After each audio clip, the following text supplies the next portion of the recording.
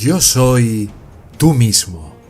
Escuela de Sabiduría de la No Dualidad. Grupos de estudio y prácticas de las enseñanzas. Info hola arroba yo soy tú mismo.com.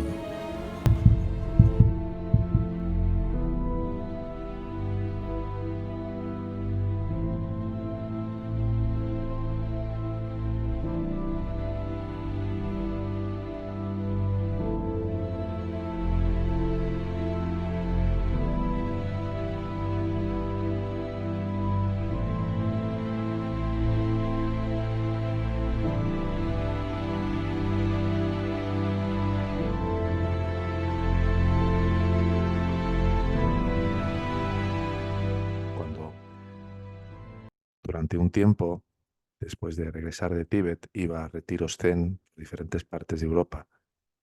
A veces me encontraba con algún que otro monje zen con el que terminábamos concluyendo que el mar de todas las tradiciones espirituales, el mar al que todas nos llevan, es hacia esa inmersión, hacia esa absorción en el silencio.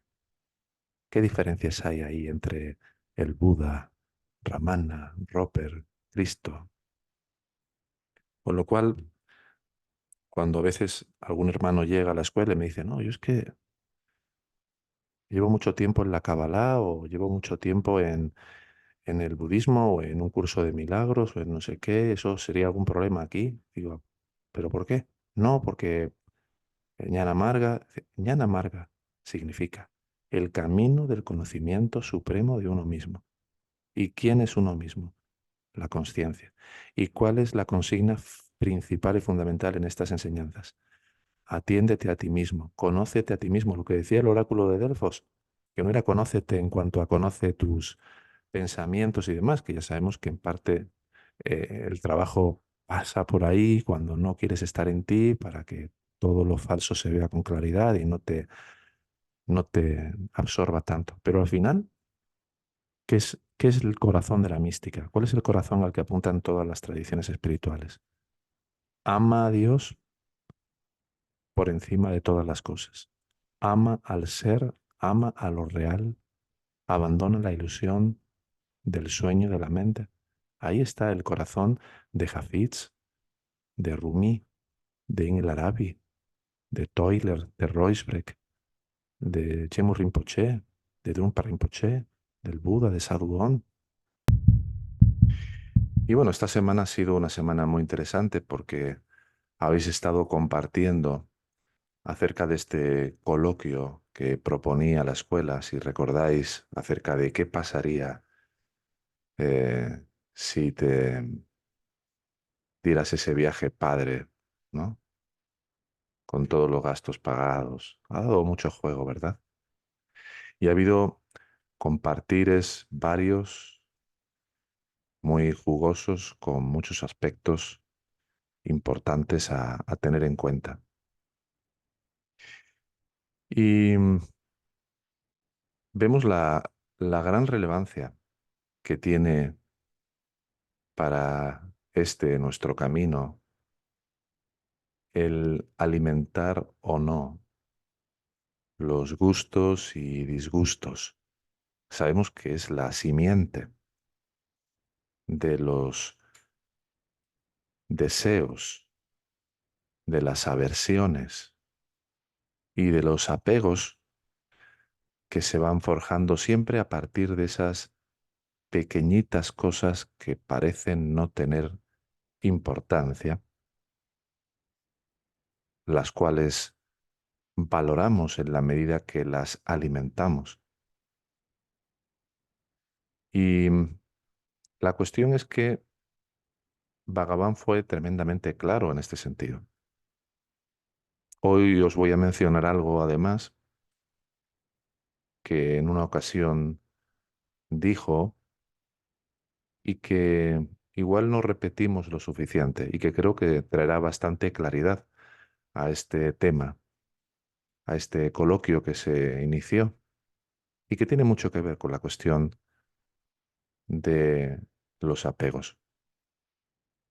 Según la enseñanza, según lo que nos indica Bhagavan, Robert, debemos estar tan firmemente atentos que no nos dejemos arrastrar por las inclinaciones de este ego, por las visaya vasanas, por todas estas inclinaciones de la voluntad que nos inducen y nos impulsan a alejarnos de la felicidad que realmente somos en pos de una supuesta y prometedora felicidad falsa, más allá y alejándonos de lo que somos en realidad.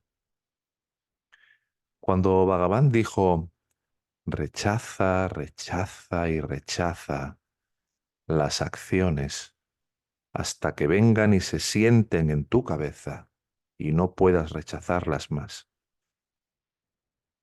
estaba hablando claramente de aquellas acciones que somos capaces de rechazar, porque no podemos rechazar las acciones que nos vienen impuestas y que nos vienen dadas por el destino. Así que quizá os preguntaréis, ¿cuál es la mejor manera de rechazar, rechazar y rechazar hacer acciones o llevar a cabo o emprender acciones? Pues siendo profundamente autoatentos, siendo profundamente atentos a uno mismo.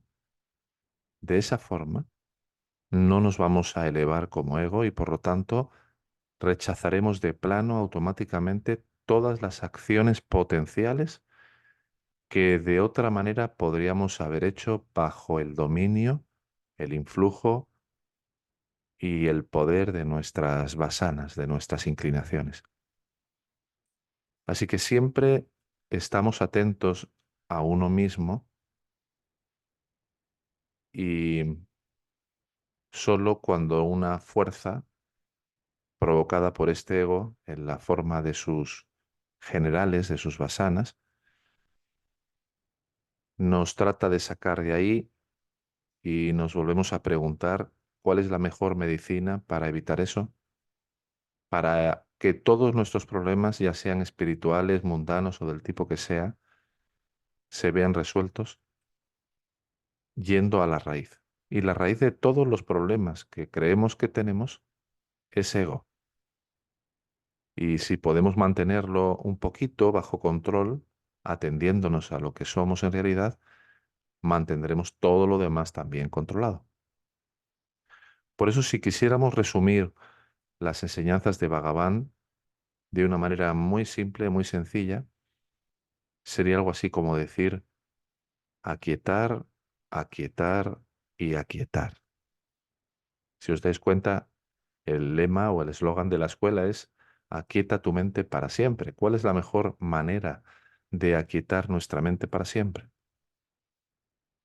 Sumergiéndola en el corazón espiritual. Cuanto más tratemos de hacer esto, mayor interés pongamos en llevarlo a cabo siempre que sintamos que vuelve a elevarse el interés por querer alimentar cualquier gusto, cualquier disgusto, más estaremos dándole la medicina que más disuelve a este ego.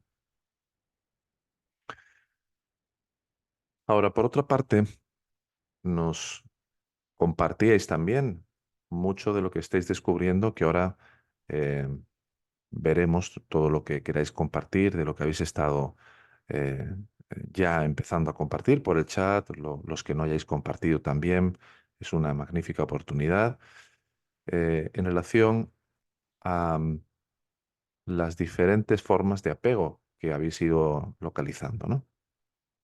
Y me gustaría dejar unas pequeñas pinceladas prácticas con relación a esta cuestión del desapego por aportaros siempre, cada vez que llega una nueva práctica, más elementos, más detalles que puedan contribuir y ser útiles para vuestra propia práctica.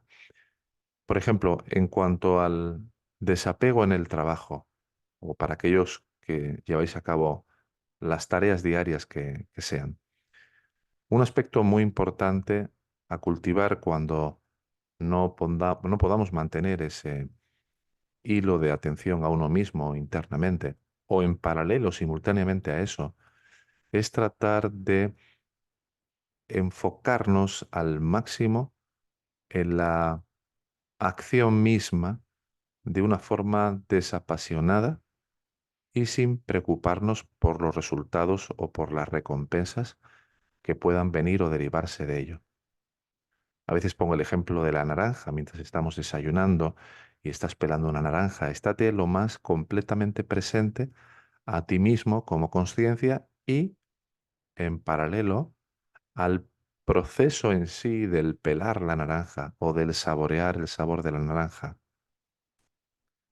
para que tu mente no se vaya tan fácilmente a cualquier destino de lucubración, de expectativa, de temor o de lo que sea. Por otro lado, un aspecto muy importante que repetimos casi constantemente es la importancia de cultivar la conciencia de la impermanencia. Reconocer que en tu trabajo las situaciones son transitorias y las invitaciones de ego a dejarte llevar por la necesidad de tener éxito o por la sensación de fracaso cuando tus expectativas se hayan visto truncadas son importantes. Entonces, tener siempre presente, lo más presente posible, esta conciencia de la impermanencia. En todo momento es fundamental tenerla. Por otra parte, habéis compartido mucho en cuanto a las relaciones. Y en las relaciones es fundamental preguntarnos casi constantemente, ¿estoy amando sin poseer o poseyendo al otro? O sea, cuando hablamos del niskamia karma y del kamya karma, de aquella acción que es interesada o desinteresada, nosotros hemos de estar constantemente recolocándonos y reposicionándonos en nuestras relaciones, aprendiendo a dar un paso atrás y retirando la iniciativa que vaya impulsada por un ánimo de poseer, por un ánimo de querer que el otro sea como necesito que sea, por un interés de que el otro se adapte o se adecúe a mis necesidades, permitiendo que todos sean libres y que además puedan expresar su individualidad de acuerdo al estado o al nivel de conciencia en el que cada uno se encuentra.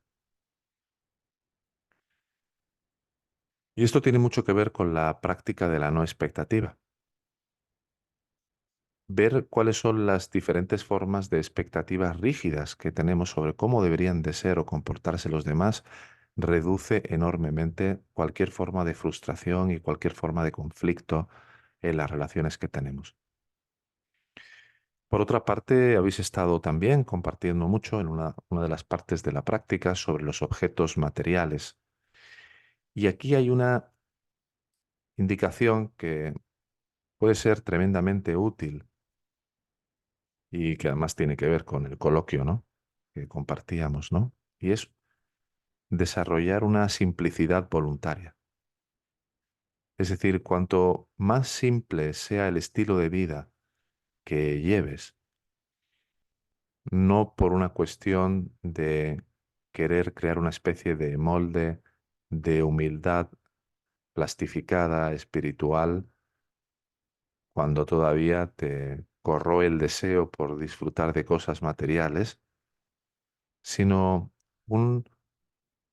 el desarrollo de un estilo consciente simple, de vida simple, te llevará a dejar de necesitar experimentar según qué tipo de experiencias y por lo tanto a una reducción paulatina y progresiva desde una voluntad bien enfocada y alineada con la conciencia para desprenderte de cualquier forma de pertenencia innecesaria y poder enfocarte en lo esencial. Eso lleva también de la mano, en cuanto a la cuestión de los objetos, la importancia de hacer un uso consciente de ellos, de utilizar cualquier bien material con plena conciencia y con gratitud. Y eso implica también estar dispuestos a dejar de considerarlos tan indispensables y tan fundamentales para sentirnos plenos o para sentirnos eh, confortables, a gusto, felices. Por último, me gustaría hablaros de dos desapegos importantes que también vamos trabajando a través de las prácticas y sobre todo de la práctica fundamental de la autoinvestigación, de la autoindagación y de la autoentrega.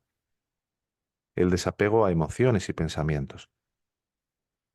La importancia de retirar nuestra atención de aquellas emociones y pensamientos que vemos que contribuyen a retroalimentar cualquier forma de soberbia, cualquier forma de orgullo, cualquier forma de importancia personal y permitirlos seguir flotando y seguir disolviéndose sin ya aferrarnos a ellos.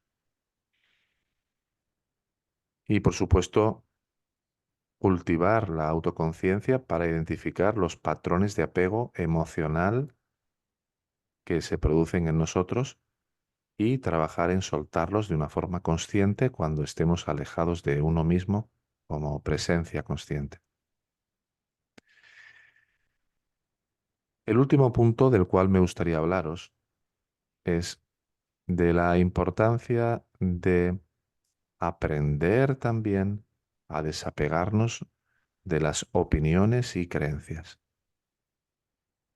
Y esto requiere tener una mentalidad abierta, adoptar una actitud abierta hacia nuevas perspectivas, reconociendo que muchas veces lo que hacemos es solidificar en la forma de creencias y convertir en un modelo casi que inquebrantable aquello que se ha entendido y que se ha comprendido, llevándolo a lo que es el rango de un dogma. O sea, podemos volvernos muy absolutistas, podemos volvernos muy dogmáticos sin darnos cuenta, incluso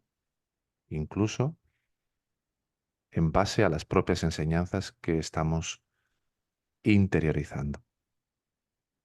Cuando notes que hay un apego a la necesidad de defender un punto de vista, por más veraz que sea, por más genuino que sea, por más que lo hayas vivido y experimentado en ti mismo, date cuenta de cualquier forma de fanatismo que pudiera surgir en ti para querer defender tus puntos de vista, incluso aquellos que te parezcan los más excelsos y los más sublimes.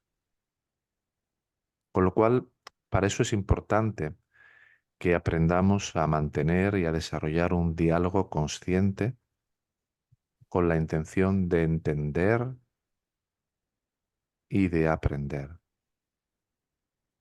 en lugar de que sea con la intención de imponer nuestras opiniones o nuestros puntos de vista.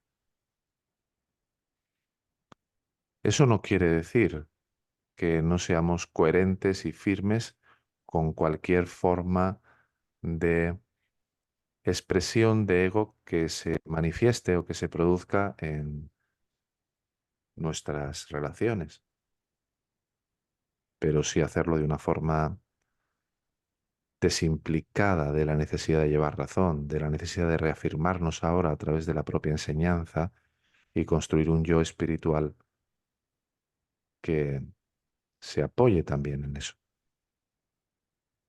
Digamos que las ideas, las verdades de estas enseñanzas han de servir para liberarnos, no para esclavizarnos nuevamente. Y para liberarnos también a través de los demás.